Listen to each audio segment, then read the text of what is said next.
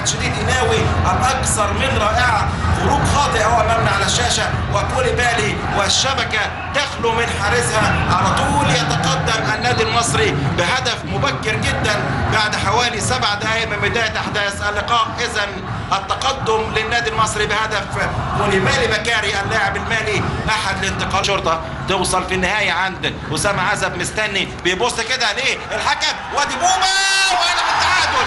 هدف التعادل بوبا من سواء، هداف يا ابني والله بوبا من سواء، الهدف العاشر ليه في الدوري هذا الموسم. اتحطت حلو قوي البينيه وخرج امير عبد الحميد، استعجل شويه في رايي الشخصي امير عبد الحميد في الخروج من مرماه، وقذيفه على طول ينتهز الفرصه بوبا من سواء ويسجل عاشر اهدافه هذا الموسم مع فريق اتحاد الشرطه.